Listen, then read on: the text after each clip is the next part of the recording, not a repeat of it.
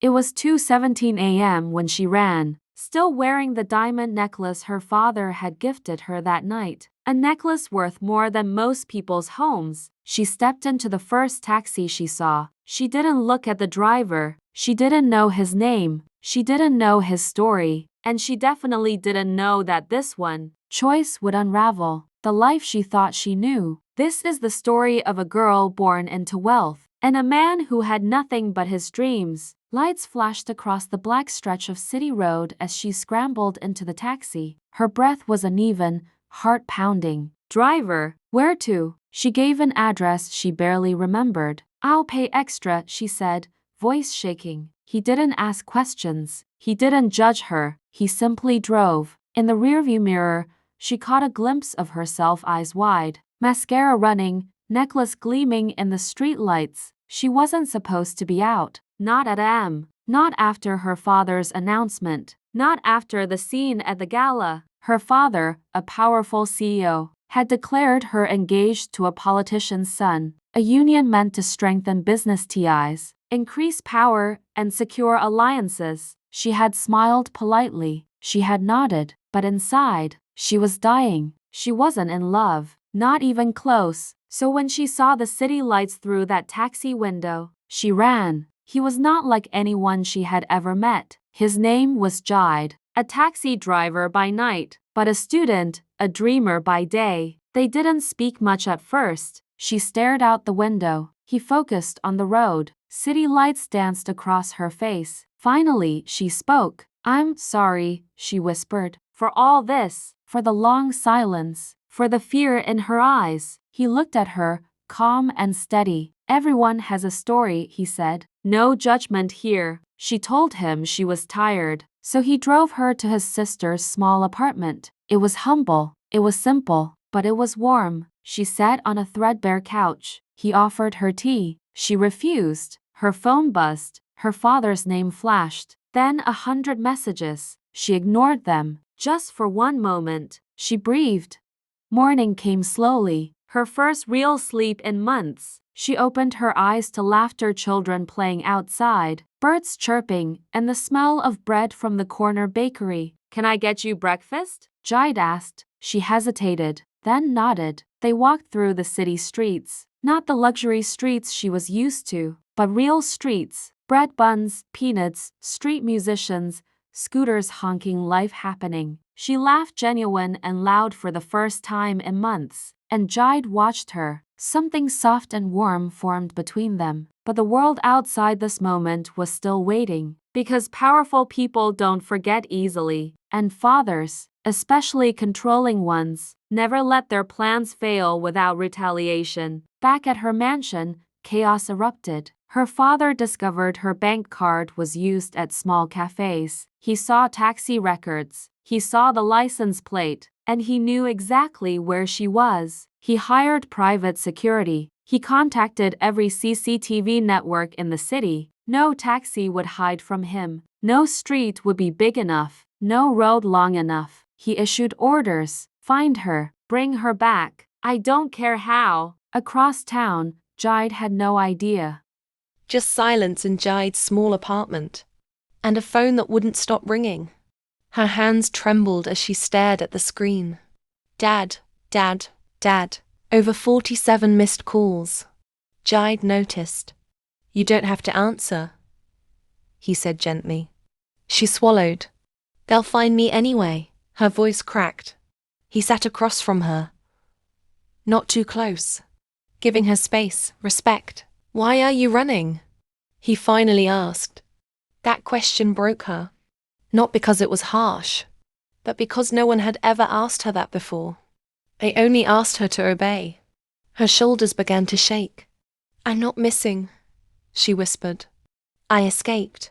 Tears filled her eyes. She tried to hold them back.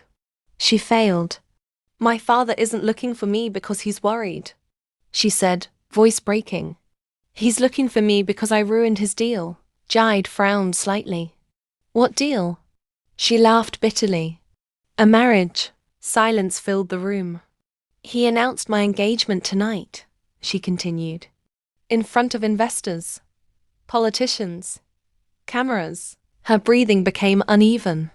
He didn't ask me. He told me. She stood up and paced. He said it's good for the company. Good for our future. Good for the family image. Her voice rose. But what about me? Tears streamed freely now. I don't even love him. Jade's jaw tightened. And you told your father? She let out a hollow laugh. My father doesn't believe in love. He believes in leverage. She sank onto the couch. He's been planning this for months. Every dinner, every meeting, every fake smile. I was just the final signature on the contract. Her hands covered her face. And then she broke. Not soft tears, not silent crying, but deep, painful sobs. The kind that come from years of swallowing your voice. Jide hesitated. He wasn't used to this world. Diamonds. Billionaires. Arranged engagements. But pain? He understood pain. Slowly, carefully, he moved closer. Not touching her at first. Just sitting beside her. You're not a contract, he said quietly. She shook her head. You don't understand. If I go back, he'll lock everything down. My phone. My accounts. My freedom. He'll marry me off within weeks. Her voice trembled. And if I refuse, he'll destroy whoever stands beside me. The weight of her words hung in the air. That was the first moment Jide realized. This wasn't just about romance. It was about power, control, ownership. He looked at her with something deeper than sympathy. You don't have to go back, he said firmly. She looked up at him, eyes red, mascara smudged. Where would I go? She whispered. He took a slow breath. I don't have much, he admitted. No mansion, no security team. A small, soft smile formed. But I have a spare room at my sister's place. And nobody there makes decisions for you. A tear slipped down her cheek. You'd help me? Even knowing who my father is? He nodded without hesitation. Everyone deserves to choose their own life. That sentence hit her harder than anything else that night. Choose. She had never truly chosen anything. Her schools were chosen. Her friends were chosen. Her clothes were chosen. Even her fiancé was chosen. But right now, in this tiny apartment, with this taxi driver who barely knew her, she felt something new. Freedom. Suddenly her phone rang again. But this time, it wasn't her father. It was a news alert. CEO's daughter missing after engagement announcement. Her picture flashed on the screen. Jide saw it. He looked at her. Really looked at her. You're that man's daughter? She nodded slowly. Fear crept into his eyes for a second. Not because of her, but because of what her father could do. She noticed. If you're scared, she whispered, I understand. But instead of stepping back, he moved closer and gently wiped the tears from her face with his thumb. I'm not scared of rich men, he said quietly. I'm scared of seeing someone cry like this and doing nothing. That was the moment something shifted. Not love yet, but trust. And sometimes, trust is more powerful than love. Outside, sirens echoed faintly in the distance. Her father's search had begun. And this time, she wasn't running alone. The apartment grew quiet after her tears faded. Not silent, just calm. The kind of calm she hadn't felt in years. Jide stood up. You haven't eaten, he said gently. She almost laughed. I don't think I can swallow anything. Then just sit with me, he replied. No pressure, no force, just presence. He walked into the tiny kitchen corner and started frying eggs. The sound of oil crackling filled the air. It was such a small sound. But to her, it felt real. Not like the artificial clinking of champagne glasses. Not like forced applause. Just life. She watched him move around confidently in that small space. Do you do this every night? She asked. He smiled. Drive all night. Study at dawn. Sleep a little, repeat. Study what? Architecture. She blinked. You want to build houses? Not houses, he corrected softly. Spaces. Places people actually want to live in. That sentence lingered. Places people actually want to live in. She looked around the tiny apartment. It wasn't luxurious, but it felt more alive than her mansion ever had. She stood and slowly walked toward the window. The city lights glittered below. I've never taken a bus before, she admitted quietly. He laughed softly. You've never taken a bus? I've never crossed the street alone. He looked at her differently now. Not as a rich girl, not as a CEO's daughter, but as someone trapped. You've been protected your whole life, he said. No, she corrected. I've been controlled. Silence fell again. But this time, it wasn't heavy. It was understanding. He handed her a plate. She hesitated, then took a bite. It was simple. Eggs, bread, pepper, and somehow it tasted better than every five-star dinner she had ever attended. She laughed suddenly. What? This is the best meal I've had in months. He grinned. See? Wrong taxi. Right, chef. She laughed harder. And for a moment, she forgot about her father, about the engagement, about the headlines forming. The world shrank to this room, this light, this man who wasn't trying to own her, just know her. They sat on the rooftop of the building. The city stretched endlessly before them, cars moving like glowing ants, wind brushing her hair gently. Do you ever feel small? She asked. All the time, he admitted. But small doesn't mean powerless. She looked at him. Then what does it mean? It means you still have room to grow. She felt her chest tighten. No one had ever spoken to her like this. Not for business. Not for status. Just human to human. Her hand rested near his. Close, not touching. Almost. He noticed, but didn't move away. Are you scared? He asked softly. Yes, of your father. She shook her head. Of wanting something different. He understood that fear. Because dreaming big in a small world is terrifying. And loving outside your class is dangerous. Wind swept across the rooftop. She shivered slightly. Without thinking, he removed his jacket and placed it over her shoulders. Their eyes met. Closer now. The city lights reflected in her tears. But this time, they weren't tears of pain. They were tears of relief. I don't want to go back, she whispered. You don't have to, he replied. Her hand slowly found his. And this time, he held it. Not possessive. Not demanding. Just steady. Grounded. Alive. For the first time in her life, she wasn't someone's daughter. Someone's investment. Someone's future merger. She was just a girl on a rooftop, holding the hand of a boy who saw her. And in that fragile, glowing moment, danger was already on its way. Because powerful men do not lose control quietly. Days passed. Not rushed. Not dramatic. Just real. At first, she kept checking over her shoulder. Every car that slowed down made her tense. Every unfamiliar face made her nervous. But slowly, the fear faded. The neighborhood began to feel familiar. The woman downstairs who sold fried plantains started calling her fine girl. The children who played football in the dusty street waved whenever they saw her. And Jide became constant. Not overwhelming. Not demanding. Just there. On the third day, he handed her a small paper bag. What's this? She asked. Roasted corn. Try it. She hesitated. You're joking, he laughed. You've never eaten roasted corn.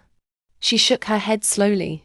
I've never bought food from the street. He stared at her in disbelief.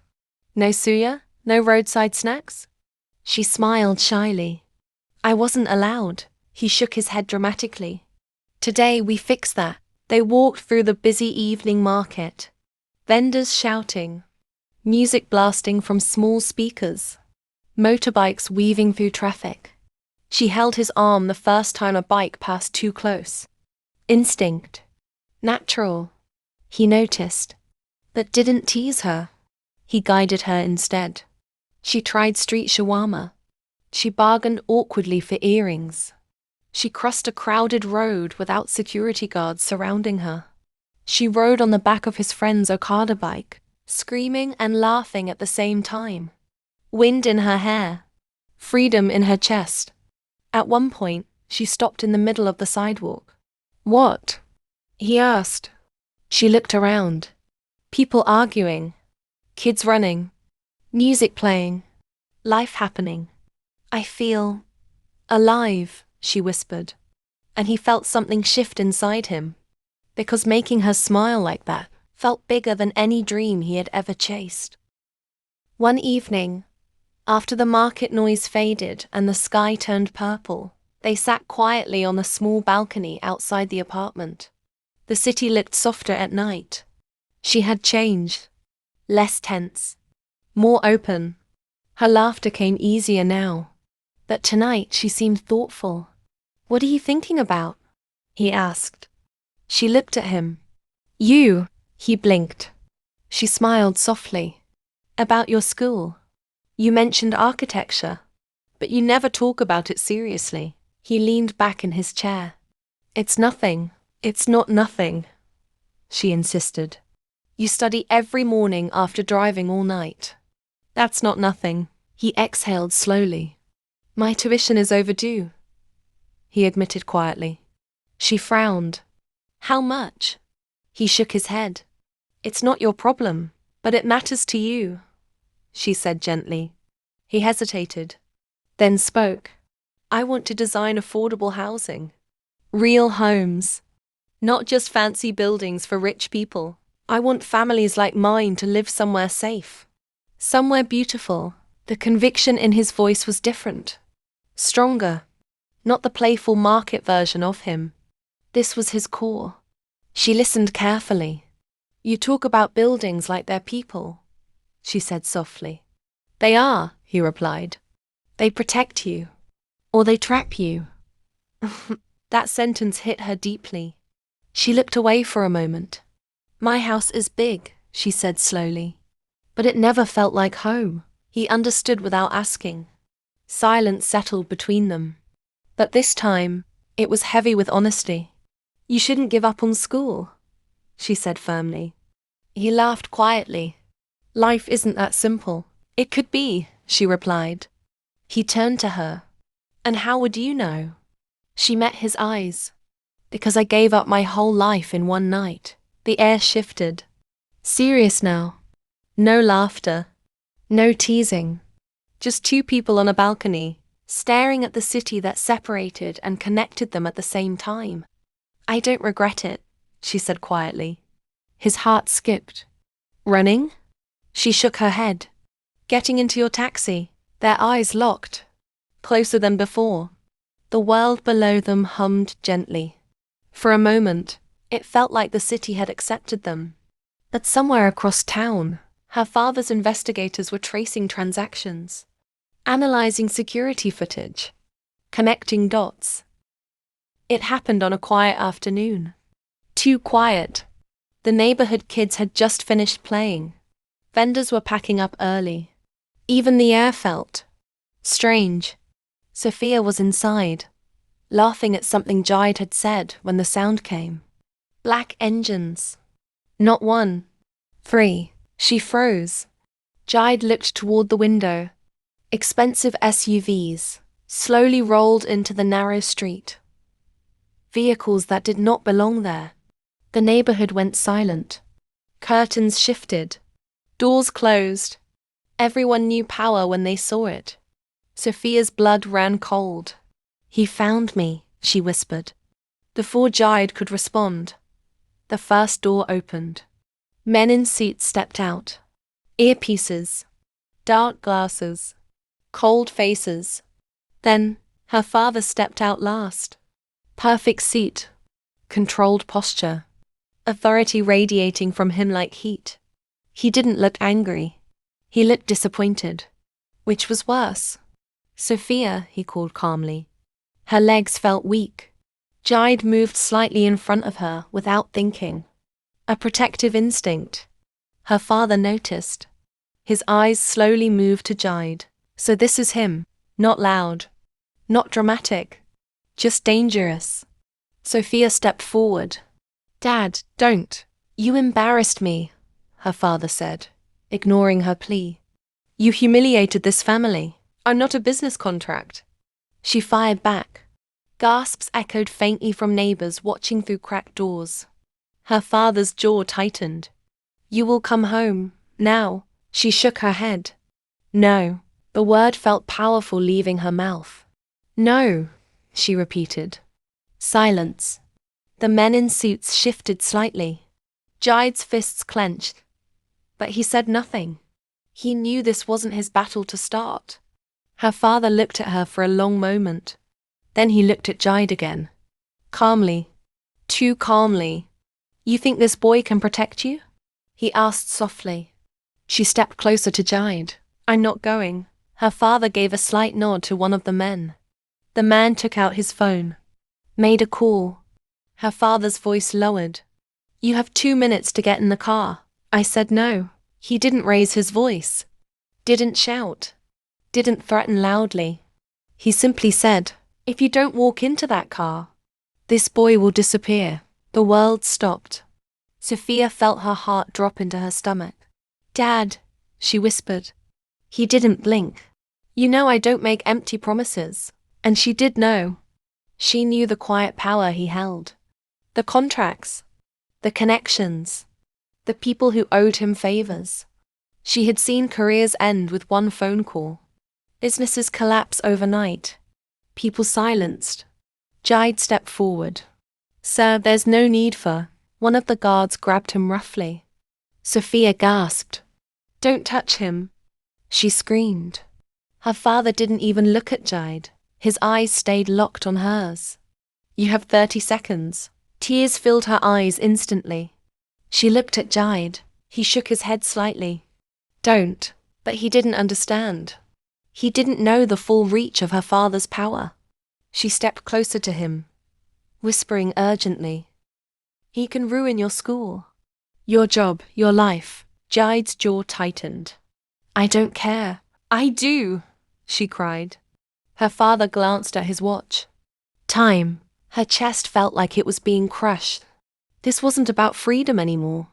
This wasn't about love. This was survival. She turned to her father. I'll come, she said, voice shaking. Jide's eyes widened. Sophia, no. She grabbed his face gently with both hands. Listen to me, she whispered desperately. I know him. He means it. Tears streamed down her cheeks. Please just stay safe. Her father watched silently. Satisfied. She turned back to him. But if you touch him, she said through tears, if anything happens to him, her father raised an eyebrow. I'm coming with you. That's what you want, right? Her voice broke. But you leave him alone. Her father gave a slight nod. A businessman sealing a deal. She slowly walked toward the SUV. Every step felt heavier than the last. Jide tried to move toward her, but the guards held him back. Sophia, he shouted. She didn't look back at first. She couldn't. If she did, she might run. But just before entering the car, she turned. Their eyes met. No words. Just heartbreak. Just promises unspoken. Then the door shut. The SUVs drove away. Dust rose in the narrow street. Silence returned. Jide stood there, helpless, furious. But something burned in his chest now. Not fear. Determination. Because powerful men may control the city, but they don't control love. And this wasn't over. The mansion felt colder than she remembered. Bigger. Quieter. Like a beautiful prison. Her father kept his word. No one touched Jide, but she was watched. Her phone confiscated. Her cards frozen. Security stationed outside her room. Freedom revoked. 3 days passed. Then 4. Then 7. Until one night, around 1:43 a.m., she did something she had never done before. She disobeyed carefully. Hidden inside an old jewelry box was a small backup phone. A private line. One her father didn't know existed. Her hands trembled as she dialed the only number she remembered by heart. It rang once. Twice. Then, "Sophia?" His voice. Alive. Relieved. She almost broke down instantly. "Jide, listen carefully. I don't have much time." His tone changed immediately. "Are you okay? Did he hurt you?" "No," she whispered. "But he's watching everything." Silence. Then she said the words that would change both their lives. "My father will never accept you like this." He frowned on the other end. "Like what?" "Like a taxi driver." The truth hurt, but it had to be said. "He believes money equals power. Status equals respect. He only understands success." Jide's voice hardened slightly. "So what are you saying?" "I'm saying, beat him at his own game." He didn't respond. So she continued. "I have savings, private investments, money he doesn't know about. It's enough to build something real." "Sophia, no." "Yes, no," he repeated firmly.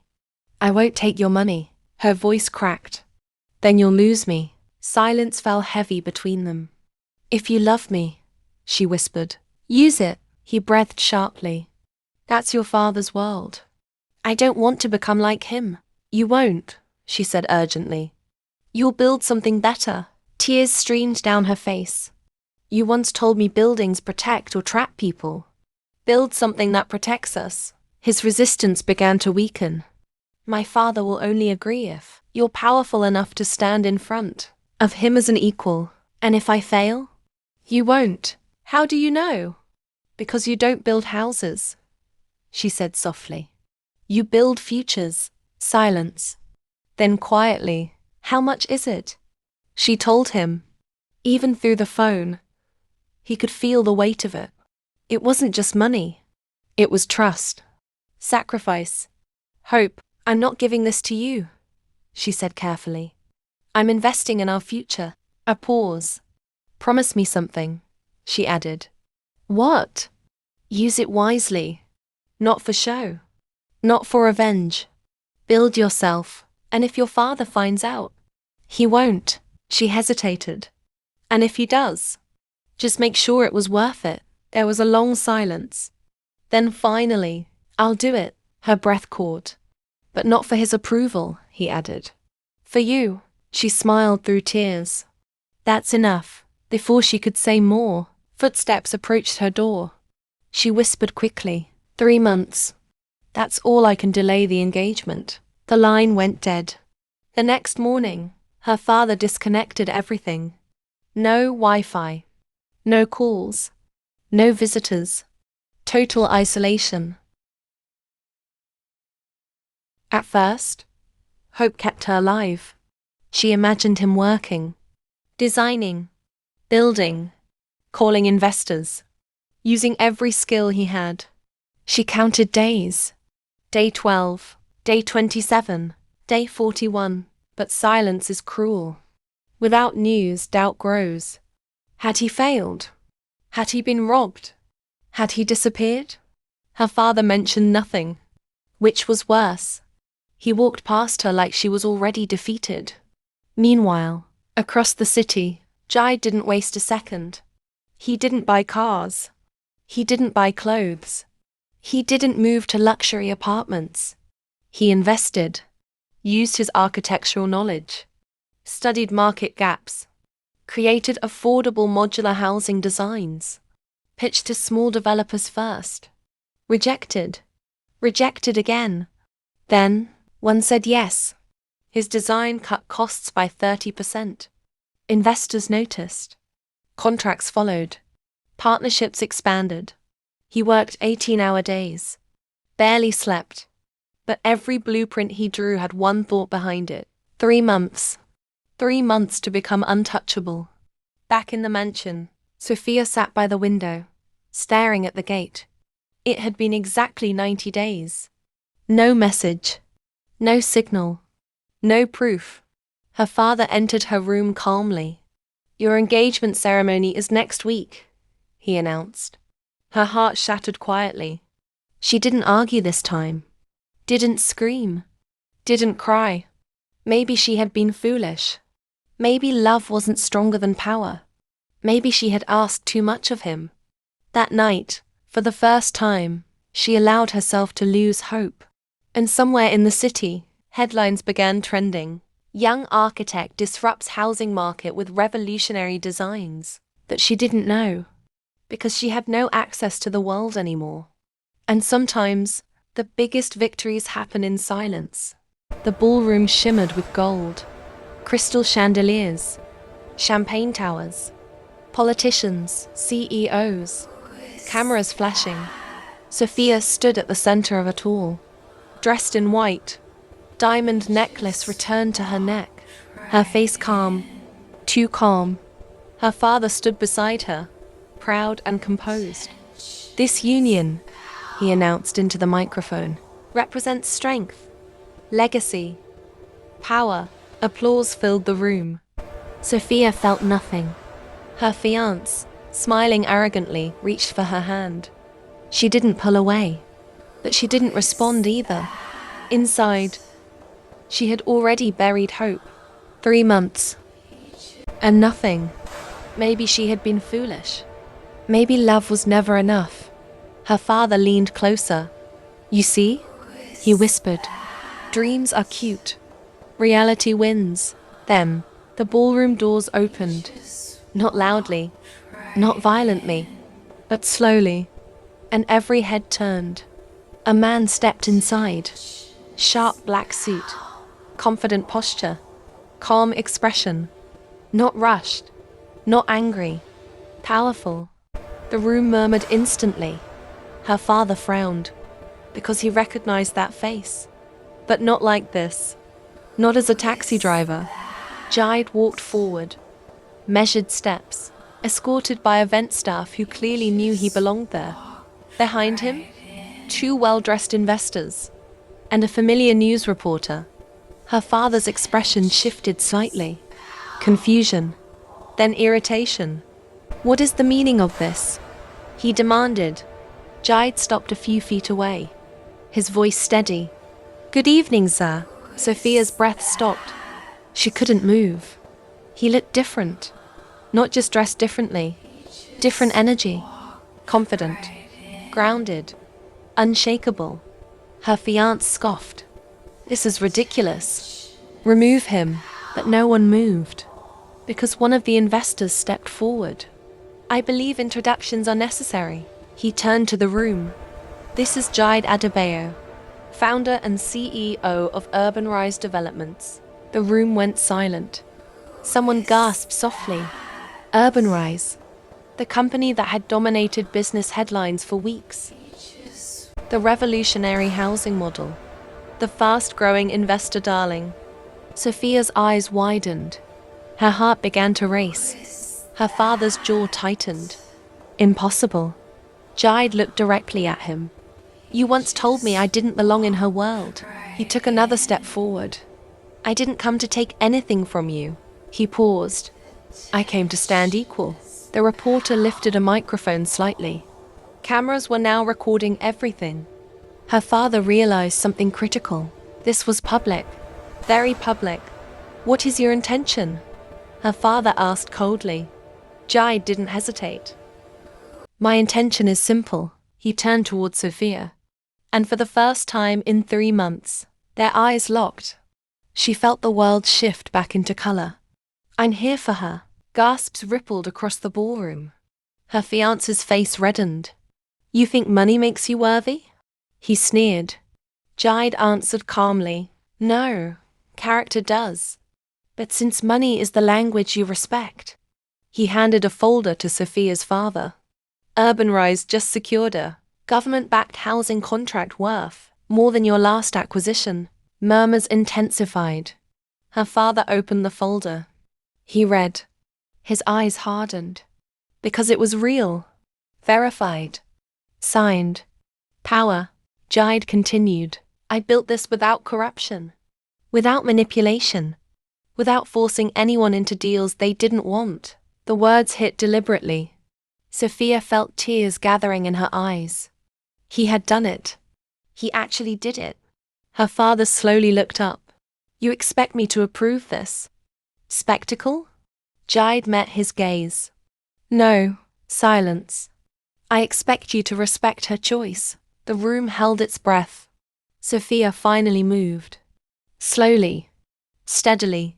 She stepped away from her fiancé. The diamond ring slipped from her finger and landed softly on the marble floor.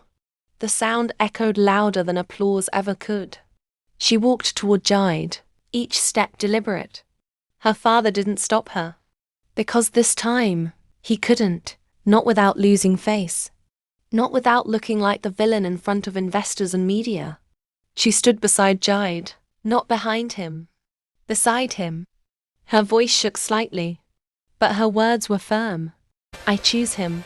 The ballroom exploded into whispers. Her father studied them both. Powerful, defiant, aligned. And for the first time, he saw something he couldn't control. Not money, not influence, not fear, conviction.